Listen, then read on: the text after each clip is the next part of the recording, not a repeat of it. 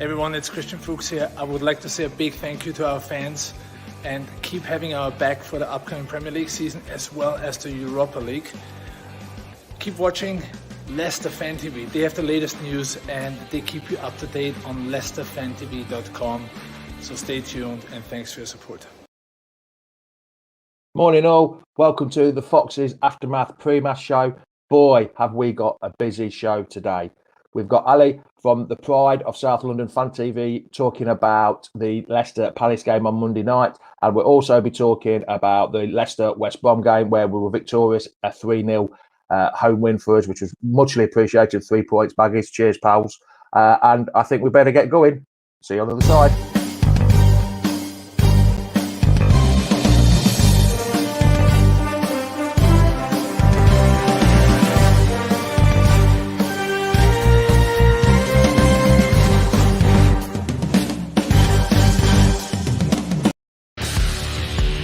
Welcome to Leicester Fan TV.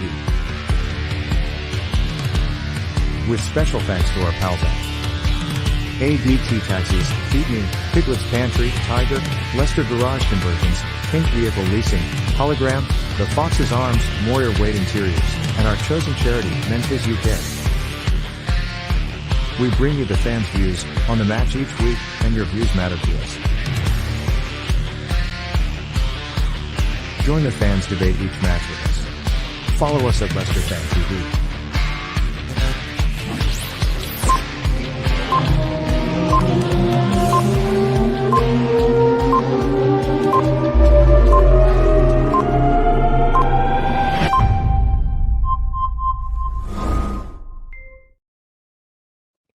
Morning all, how the devil are you? Like I said, it's a ram-packed show. We've got absolutely loads to talk about. So let me put my tea down. Let me get my pen behind me here so I'm all comfortable. We're going to bring Ali in straight away from the Pride of South London TV at Fans TV. How the devil are you, pal? How's it going?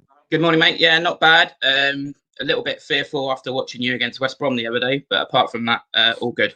I mean, when Big Sam comes out, that was the best team he's played against. He's better than all that. I'm thinking, wow, that was a bit of a statement. I know Big Sam's only playing for managing West Brom, but it's a big statement to say that is. Yeah, I hadn't realised he'd said that, actually. I mean, I watched you first half an hour, and Iniacho and Vardy seem to have formed this telepathic partnership within a handful of games suddenly, haven't they? So, yeah, that made me pretty fearful for the game on Monday.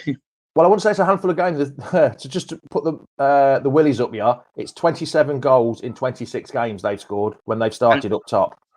Fantastic. No, I mean, I'm more looking at the from when Harvey Barnes got injured and Iniacho's come back in. It seems to have gelled very, very quickly, which has been really good for you because obviously you were probably fearful when Barnes did get that injury. Yes, we were. Like we had the same problem when Ricardo Pereira got injured. James Justin came in and he was outstanding. It's the same. Every time you get an injury, a player's come in and he's worked wonders. Yeah. And Nacho, everyone was saying, oh, Nacho needs to go out on loan to Championship club or maybe a lower level Premiership club to get some confidence back. But he's come in and he's done the job. He's been absolutely fantastic. I mean, go on. Iniacho, a couple of Palace fans were talking about him in the last summer actually. But yeah, and James Justin's injured now as well, isn't he? I know that because he's in my fantasy football team. That was a bitter blow to me as well.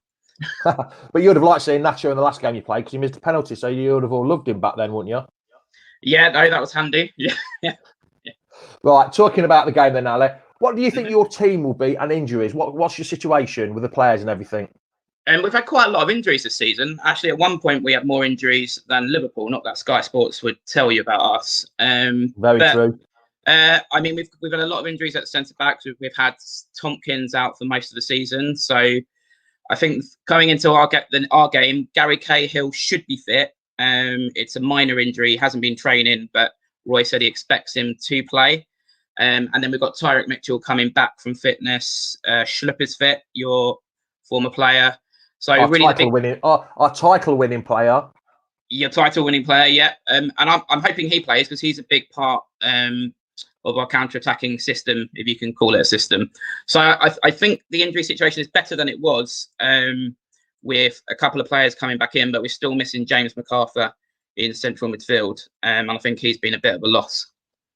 Yeah, I get a bit confused here because you've got McCarthy and MacArthur, haven't you? Yeah. You still got them We've two. got James McCarthy from Everton, and he's had his injury problems, but he's fit, and he should play. He should sit in front of the back four, particularly with your central midfield of Tielemans and Diddy and Maddison. But Roy won't play McCarthy. He's going to go 4-4-2 against you, which will just be ridiculous. But McCarthy is fit, but I'd expect him to be on the bench.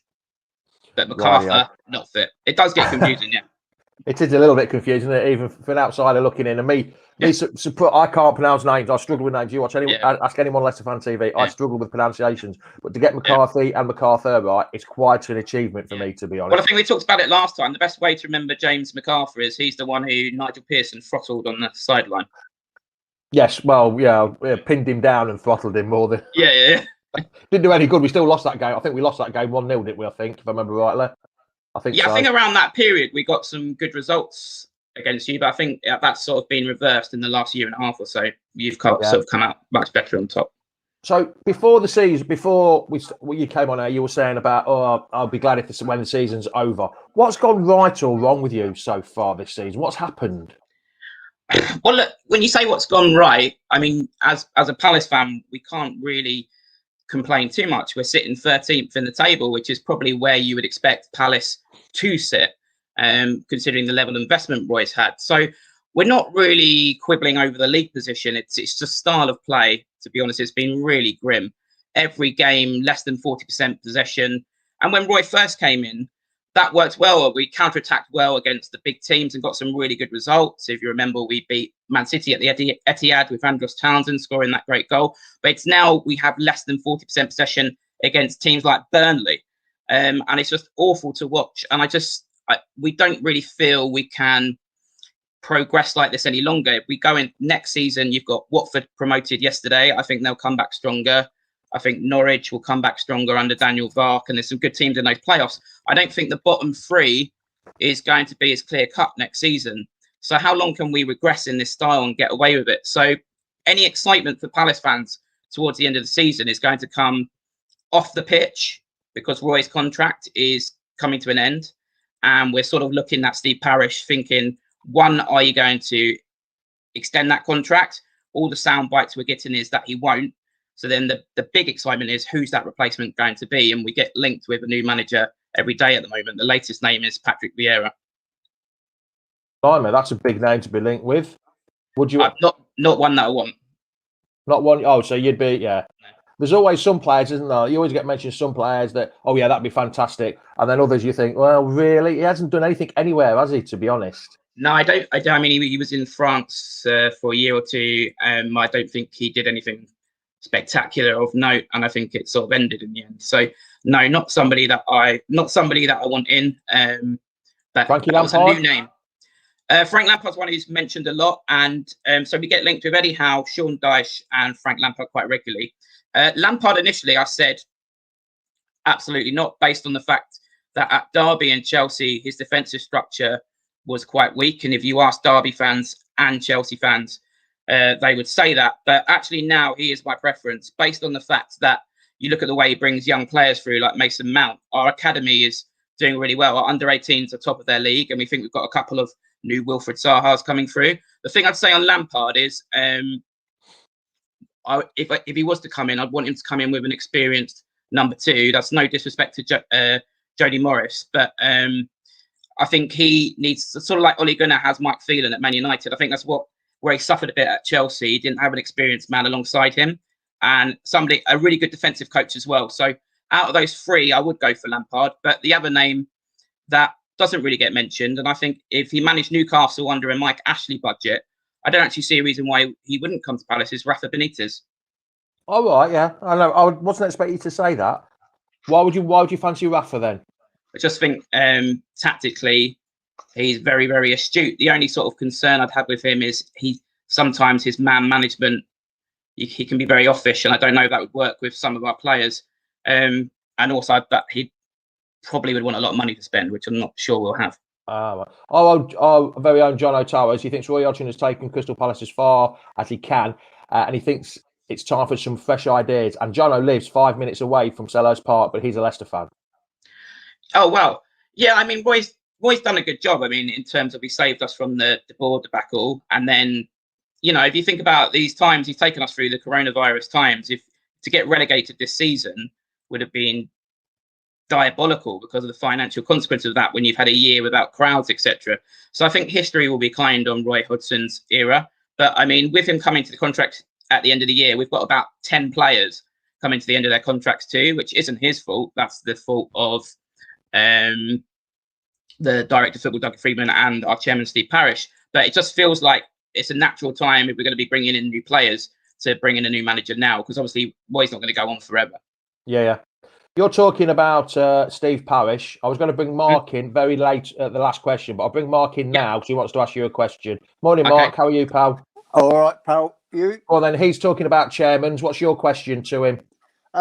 Well, we've got absolutely fantastic owners. And I listen to TalkSport a lot as I'm in the car a lot.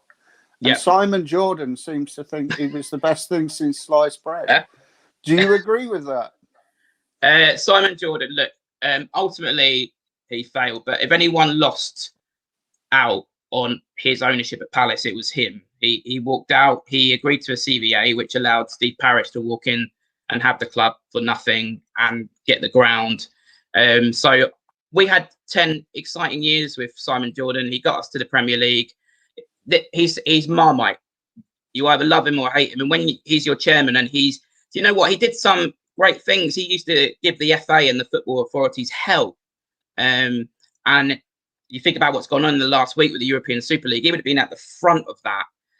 So he does say some ridiculous things, but I can't hate a man who lost millions on us. And I can't hate, and ultimately, you know, as a club, maybe if we'd come out a bit differently, but as a club now, we've gone on to a successful period without him. And I can't hate a man as well who served a writ on Ian Dowie live at his press conference, and that was he gave us glorious moments like that. Yeah. Would you give him a thumbs up, thumbs down, or in the middle then? I'd say in the middle. I mean, a lot of Palace fans don't have a lot of love for him. A lot of Palace fans sort of say, you know, he agreed to a CVA, which allowed us to start a new era of Steve Parish, and it did bring us, you know, a year where we got promoted. So I'd say sort of in the middle, but I think, you know, Steve Parish is our new chairman, who's been speaking really well in the last week on various media outlets about the Super League. He's just come and done a superb job and settled us in the Premier League. And that if you want to wind Simon Jordan up, he's not a fan of Steve Parish. No, I've heard that. Yeah. Cheers, Mark. Thanks. I'll leave you on, Mark. I won't knock you on just yet. Sean Sarson's asked, he's quite a regular contributor. Who's your favourite player? I think we might have asked this before, but who's your favourite player ever and in the squad now? Ever.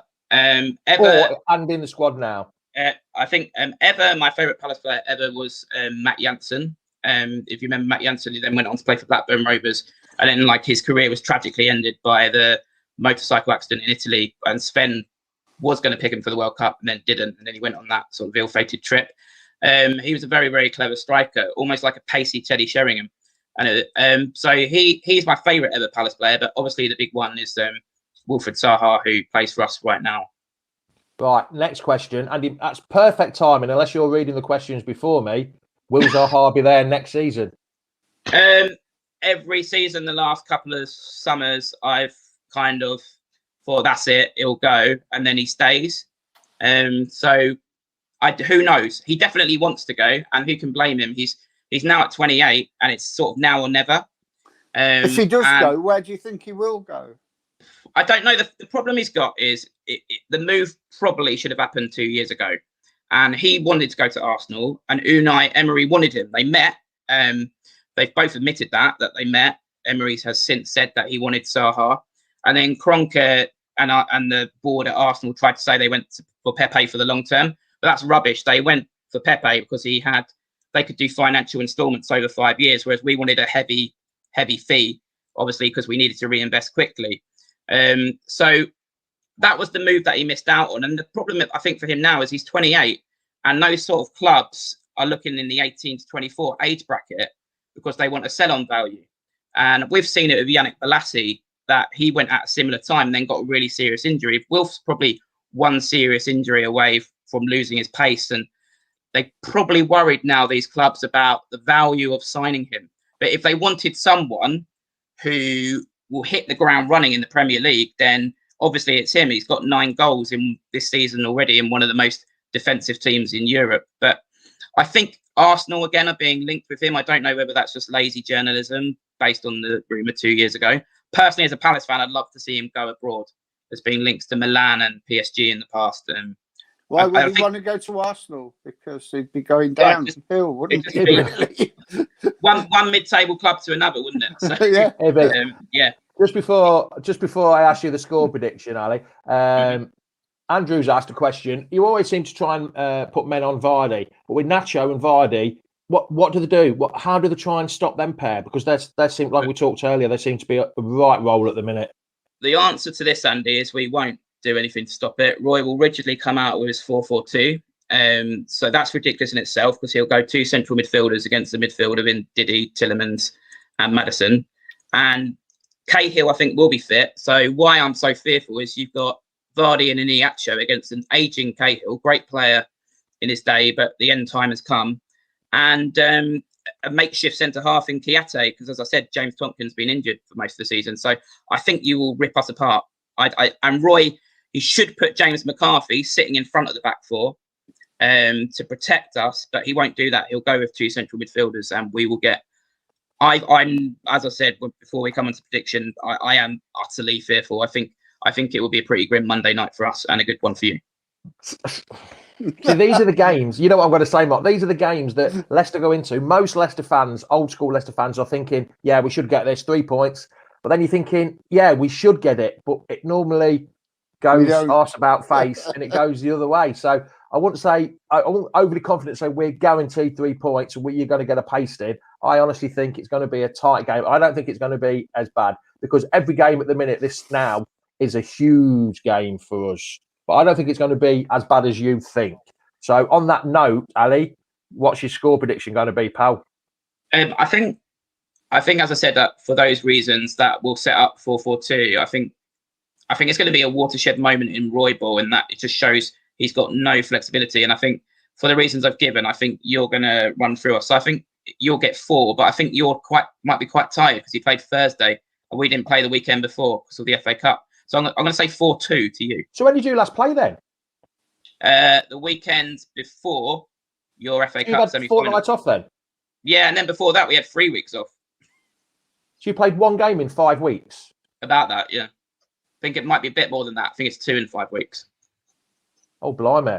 So we are fresh. And then the other thing is, if Saha brings his game and Eze brings his game, but Roy doesn't use Eze correctly, then we on our day we can give you a game. But I just think the way he'll set us up tactically will play in your hands. Rightio. Well, hopefully, there's some Leicester fans will be as confident as you, Ali, but I think me and Mark are thinking it's going to be a bit tighter. To be honest, I'd be going for squeaky bum 2-1, I think, with probably a last-minute winner, knowing the way Leicester are at the minute. But hopefully we get 3 points, because the Thursday night game against West Brom was a huge game for us. It meant so much, and to get them 3 points. And now it just rolls on to Monday night. That Monday night, it's a huge game for us as well. And it's just because we're going for the top 4. I'm just worried because we're in the FA Cup, Ali, a final. Every game building up to then, it's going to be a bit of are we going to be putting tackles in? Are we going to be concentrated? Are they thinking about playing for that FA Cup, or are they going to be thinking about playing for the top 4? We had that a few years back, didn't we, in 2016 when we got to our cup final and our form just dipped at the end. So I see what you're saying, but I think when you got the top 4 to play for, we're quite a nice club, Palace. We give lots of clubs gifts. I think we might wrap it up, that top 4, with a bow on top for you on Monday night. But Ali, who's going to win the FA Cup? Yeah, come on, who's going to win the FA Cup? Who's going to win the FA Cup? Oh, good question. It's only a 2-horse race. So it can't be Spurs. Yeah. I think you might do it, I think you might do it. Ali is a hero. Ali is a hero.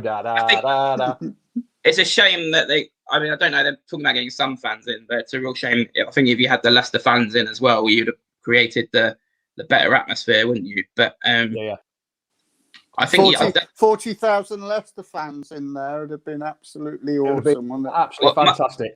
Palace fans' memories of Leicester fans at Wembley aren't great, are they? Because that's Steve Claridge's shin. So, yeah. They are for us. They are for us. Yeah. Yeah, no, I think Brendan could take. I mean, Brendan Rodgers is my manager of the season, to be fair. I think he's done a really good job. So, I think everybody's saying that West Ham's manager is the manager of the season. I think if they get top 4, but I don't think they will. They're slipping away now, aren't they? Yeah. I just think, for me, Brendan Rodgers, where he doesn't get enough credit is the management side of things. Because I thought you were very unlucky last season that you were most affected by the lockdown, in that when we came back, you didn't have Maddison, and Man United suddenly had Pogba and Rashford fit. So then to get your team mentally up for another push the next season is underestimated. And also, if you think about the other week when Wes Morgan had his midlife crisis and had that party, the way he then used he used that to then say, okay, you're dropped, which was a big call because you lost points, and then say, right, now we're going to use it to make us stronger and get through that cup semi. I've always felt his man management's something that's not talked about enough, and people talk about his style, because I think he managed Suarez really well at Liverpool as well. We've got Harvey Barnes to come back as well, haven't we? I'm not sure he'll be fit in time for this season, Mark, to be honest. I don't think he'll even make the cup final, will he? No. Ali, it's been much appreciated. Thank you for your time on this Sunday morning. Cheers, Ali. Thank you. Yeah. And we'll see you again soon, pal. Apart from Monday. All right, then, mate. Thanks a lot. Wait for Roy to go. Soon, mate. Cheers, pal. Thanks a lot. There was Ali from the Pride of South London. Much appreciated him getting up early in the morning. There's a few of you on already. Sorry for keeping you waiting. Let's add in Jack. Let's add in Chris. And also, where is he? There he is. Reedy's there drinking his... Oh, bloody hell, what have I done here? There we go. Add in Reedy as well, drinking his tea or his coffee. Morning, guys. Is that a black coffee or... No, Reedy, or it's only a cup of tea. It's only a cup of tea. There's nothing wrong with a cup of tea, is there, lads? Right then, let's start talking about this game on Thursday night. 3-0. We did well, didn't we, Chris? We started well with the first 30 minutes and did well in that game, didn't we? Oh, very much so. Yeah, I mean, we just basically sort of showed everyone why we're in the FA Cup final, why we're in third place in the Premier League, why we're potentially going for Champions League. We were just all over them. You know, they just couldn't cope with us. Yeah. They certainly were. I mean, who's shouting at you, Jack? Is that your house, Jack? Me. I think it's me. Oh, is it you? Sorry, I could hear someone. I thought it could have said Jack and stuff like that. What did you think, Jack, to the game on Thursday night? It was a great game. West Brom didn't really offer us much at all. You know, they let us have the ball. They didn't really close us down. We just finished the game in the first half and then just seen it off in the second half. And I think we do that well, don't we, Leicester? When they seem to get so many goals ahead, we just seem to know how to close the game out and get all the 3 points and not worry about what's going to happen next. Yeah, it was a huge game, wasn't it, on Thursday? I keep saying Wednesday night because we're so used to playing on Wednesday nights, not Thursdays. But Reedy, yeah, it was a huge game Thursday night. It's going to be a huge game on Monday night as well, isn't it, pal? Yeah, like I said a while back, I thought the last two games, well, the last game and the game coming up was going to be harder than the Southampton game because they're fighting for it now. Obviously, Crystal Palace is in the middle of, I think, I saw Roy's press conference saying about they're not going to stop, even though they're on mid-table and not done anything like that. They're not going to stop trying to fight for the points. So it's going to be a hard game, and I think it has to be a 3 points again because obviously the results this weekend's gone for us, except from Chelsea. But yeah, we need to get the wins, and it is going to be a hard game. I think the Chelsea result was actually not that bad. Because now potentially we can be 7 points clear of fifth, which is, virtually all but there with the Champions League spot. So I wouldn't say that was a bad result at all. Well, either way, it would have been better for a draw, but either way, a dubious red card. Very dubious red card. But yeah, either way, one of the teams that lost is going to drop out. Not drop out completely, but if we win, then it's going to be a totally different thing, isn't it? It's going to be 7 points clear. So a draw would have been probably the best result, but one of the others losing helps us out as well. Morning, Ross. How the devil are you, pal? I'm all right. I'm actually up. Let me just bring Sean in just 1 second. Jono, I've seen you. Just hang fire with me a minute, Jono, and I'll be with you in a minute. Morning, Sean. How the devil are you, pal? Sean? I'm fine, you? Are you good? What did you think to the Thursday night game? Yeah. Did you enjoy it? Yeah, I did. And what do you think to the Palace game tomorrow night? Tomorrow night. Do you think we're going to win? And what do you think the score will be? I think we might win. Get some 9 points back because we need to win. We do need to win. And we don't want West Ham. Yeah, we don't want West Ham to get the points up. Yeah, catch up. That's true. Very true, Sean. So, what's your score prediction for tomorrow night, then, pal? What's your score prediction for tomorrow night? I think it might be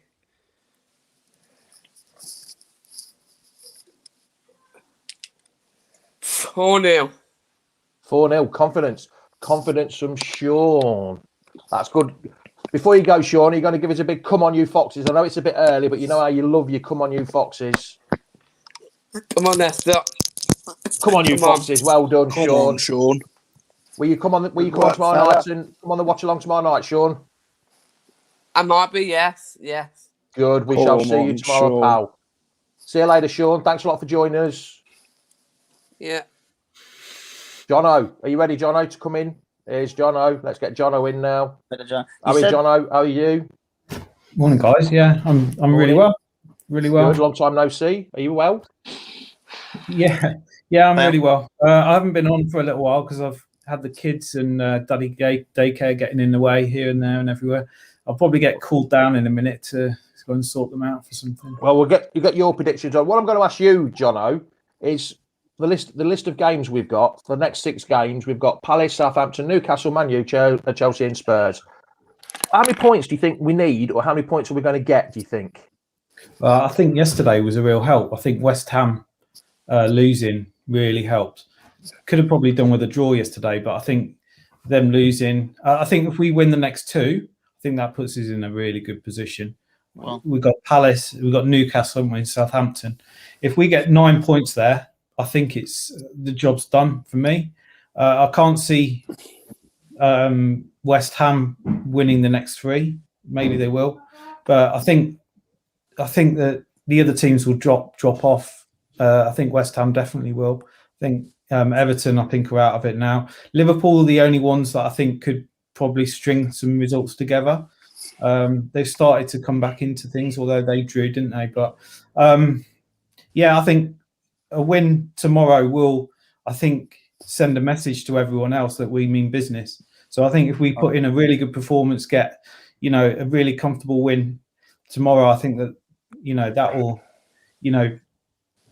give the message to everyone else that we're in this and we're going to continue. And I think the players are in it as well.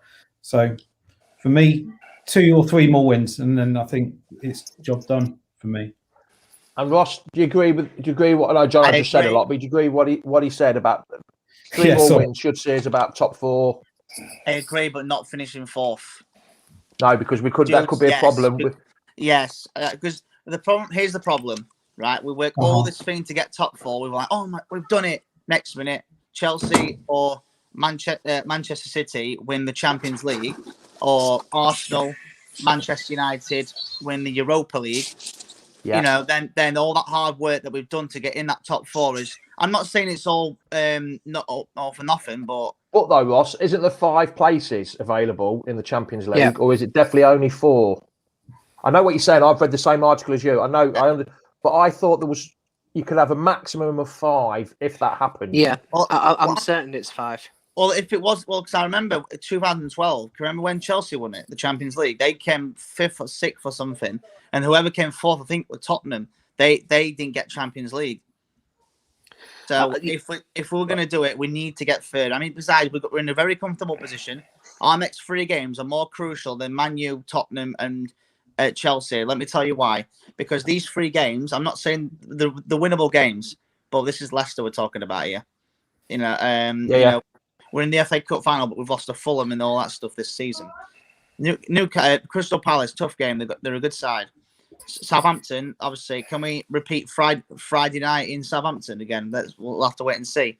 Newcastle, they've got a couple of results together. They just drew with Liverpool in dramatic fashion. So if we get 9 points in these next 3 games against them 3 sides, I truly believe we can actually finish in the top 3, never mind top 4. And obviously, depends on how other results go with the other teams like Chelsea and West Ham. But I think it was, in a way, it was a good result. I agree with you, Chris, about the yesterday Chelsea. But I want us to finish third. Not this top 4 nonsense. I want it to be top 3, because then at least then, even if Man U or any of them win that Europa League and Champions League, we've guaranteed Champions League for next season. And obviously, FA Cup. I mean, I cannot wait as well. But yeah, my prediction. I'm going to nip off in a sec. I'm actually at work. I'm going to say 2-0 Leicester, and I think the goal scorers will be Mr. Nacho, and I think Vardy will get one again because he does like last year. Because last year he got his 100th goal against Palace, didn't he? No, that was against Fulham. Yeah, his Eagle thing. Since you did his 100th club goal was against Fulham, and then his Premiership goal. I can't remember that. That's one about Premier League. Yes, Premier League against because nobody knew it was going in because the cameras, if you remember, next minute mistake, boom, it's in the back of the net. So yeah. Talking about, go on. No, I was just I'm going to nip off anyway because I'll probably get a call in a sec anyway. But yeah, we'll chat. I'm going to do you in a bit. So yours is ciao, adios. Mine's in a bit. See you later. That's just you. That's just you, isn't it? That's just you being northern. See you later, Ross. See you later. Jack, he's been mentioning Vardy. He's glad he scored a decent goal, didn't he, on Thursday night? Is that going to be the start of his run again, Jack, do you think? I hope so. He's been needing that goal for ages. Leicester fans have been speaking of it quite highly a lot. But Leicester fans, they don't see Vardy in a different fashion, do they? They just see him as a goal scorer. I think, he's done well with Kel and he offers a different side to his game. Hold on. We've got a little interloper here. Jono, what's his name? This is Daniel. Say hello, Daniel. Hello, Daniel. How are you? No, you're being shy. He's not shy, is he? He has his moments, but nah. Go on then, Jack. You were talking about Vardy. Yeah. Like I said, football fans don't see Vardy apart from a goal scorer. I think Vardy, you've seen, offers a different side to his game, which is good. He set Kel up. Kel's on a fantastic run. Vardy's assist have got him there. But it just shows the confidence Vardy's bringing to Kel's form this season, and hopefully carries that on tomorrow because they work perfect as a two, is shown in the stats. He does. Reedy, what about Madders? What do you think about Madders? He played the full 9. Well, he didn't play Did he play the full 90 minutes? No, he got taken off, didn't he? What do you think? Is he made good relationships back with the fans and that with his performance, or has he still got some work to do? I honestly, when I heard that people were saying that they're not really been happy with him, obviously, I know Mark said he was looking at him the whole game last game, and to be honest, I actually think he's been better off the ball. Like all the movement he makes, just to make sure the ball's going through. Obviously, I was saying with Vardy as well. Like it's not just him thinking he's a striker. He's been a lot of the time the person who's getting the players away from Kelechi and whatnot like that. So I think that's what Maddison's doing at the moment. Yeah, he's bringing. He's come back in. I think he's done quite well with just being off the ball. Yeah, he needs to improve with the passing wise because obviously he was off the ball when he was passing. But I thought mainly it is just because he's just getting back into it. And I think he just needs to improve on his passing. Really, that's the main thing. And Jono, and his corners.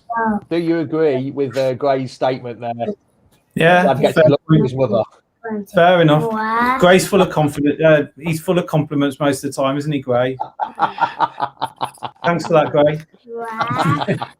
But right, just before, and also as well, Maddison wasn't on corners, was he, Chris? It was Tillemans, wasn't it? Yeah, absolutely. Maybe that's Rodgers seeing the fact that, our weakness at the moment is corners. It's a complete weakness because, last season Maddison was not bad at them, wasn't great at them, but wasn't bad at them.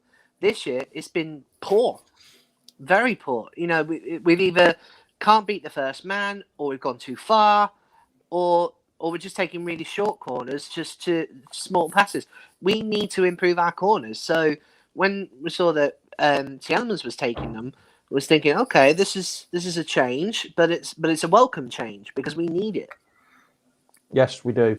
We certainly. There's something happened. It seems to, and we scored from a corner with Tielemans doing it. A bit of deflection off the West Brom player, but at least if only it was a corner goal. Well, yeah, I know. It would be great, wouldn't it? Right, last question, lads and lasses, before we go. Well, there's no lasses here, is there? Before we go, we'll start with Jono, as he's doing the 2 jobs at once, daddy, daycaring, and talking to me. What's your score prediction then, pal, for tomorrow? I think we'll be all right. I think 3-0 again, I think. You're confident then, Jono, are you? I agree with the Palace fan that was on earlier. I think, I think Palace haven't got anything to play for. We have, so I think we'll put in a good performance and 3-0. Rightio. So are you watching at home, Jono, tomorrow? Or are you going down a pub to watch it, or you got your hands full tomorrow night? No, I'll probably be at home watching it. Get the kids to bed and watch it. It's evening kickoff, isn't it? Yeah, 8 o'clock, isn't it? I think, lads. Yeah, so kids will be in bed, hopefully. Yeah. Hopefully the kids will be in bed by then.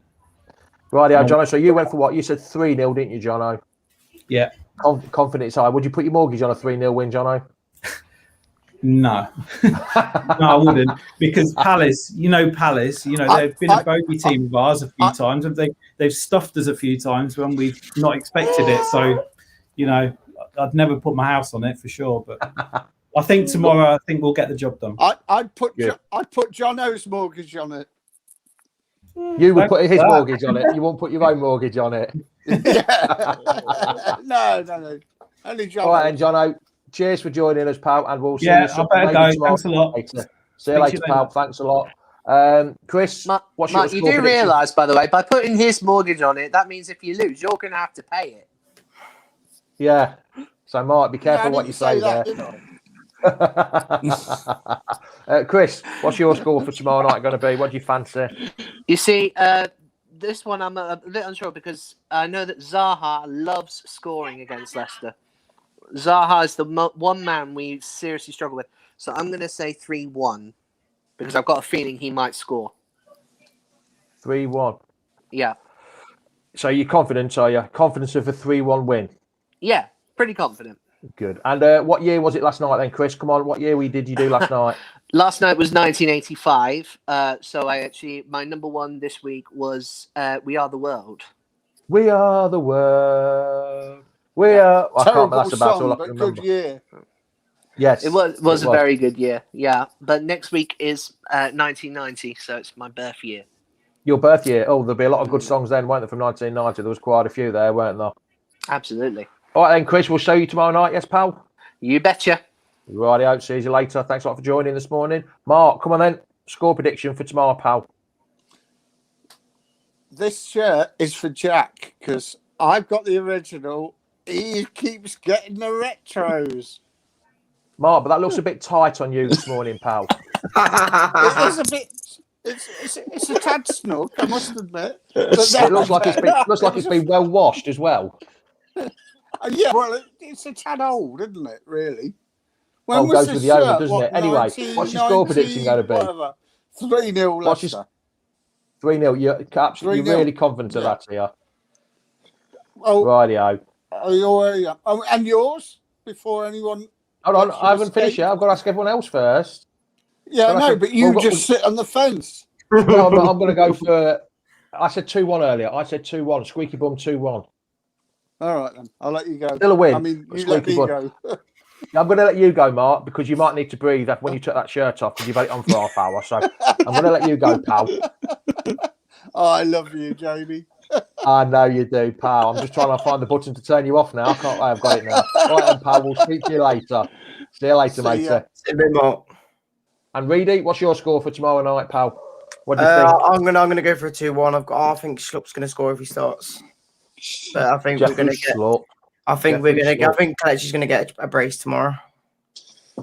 Yeah, so you don't think Vardy's going to carry on his goal scoring form? I want him to, but I prefer him if we can get I wouldn't say just try and get him goals, but I was trying to get a good win, to be honest. So I think even if Vardy just gets the assist, I don't care. We just need to get the win there. Andrew's got every shirt since 1989, but can he still fit in the first one he ever got, Andrew? That's what I want to know. Does the first one still fit you? Let me know, or send us a photo of it still in it, because I couldn't fit in a shirt from 1989. Could you, Jack? I weren't born in that, so no, it probably. Oh, no, you weren't, were you? I'm the only like one old enough to remember 99, am I? So, Reedy, what were you going for the score? 2-1. 2-1. 2-1, same as me. That's a Leicester win, I presume, yes? Yeah. Craig, no, I only go for 2-2s on away games, pal. So not home games, not a home game. And Jack, what's your score prediction for tomorrow, pal? 4-1. That is confidence. These big score lines. Everyone's had big score lines. You and Sean, Mr. Positivity, another Mr. Positivity. Confidence, are you? Really confidence. Yeah. Kel get 3. Vardy will get 1. So I'm going to go for a Kel hat-trick tomorrow against Palace. Good lad. Right then, you two. Oh, yes. Right then, you two. We shall see you tomorrow night. Yes, Reedy? Will you be nipping on tomorrow night? Yeah, I'll be on tomorrow night. Yeah, no. Rightio. And there's no need asking Jack, because I know he'll definitely be on sometime. You can't get rid of Jack. He's like a penny. Keeps turning up, and he's like a bad penny. All right then, Reedy. We'll speak to you later, pal. Yep. See you later. And Jack, what you got to tell us? Anything good? Anything bad? Any new names? No, not really. No, nothing at all. New names. All right, well, we'll let you go now, because you don't want to. You make me fall asleep. You got nothing to say to me now. All right then, Jack. We'll see you later on. We'll see you tomorrow, pal. See you later, all. See you later. Thanks for all joining. Right, that's it. Another successful show. Done the West Brom, previewed the Palace game. What more do you want from Sunday morning? You got 2 for the price of 1. So I've been much appreciated you watching. It's been absolutely fantastic that you all get out of bed and sit there and watch me waffle on about Leicester and everything else. So it's been much appreciated. So it's ciao, adios, goodbye. Top of the morning to you. Come on, you foxes. Welcome to Leicester Fan TV. With special thanks to our pals at ADT Taxis, Feed Me, Piglet's Pantry, Tiger, Leicester Garage Conversions, Pink Vehicle Leasing, Hologram, The Fox's Arms, Moyer Wade Interiors, and our chosen charity, Mentis UK. We bring you the fans' views on the match each week, and your views matter to us. Join the fans' debate each match with us. Follow us at Leicester Fan TV.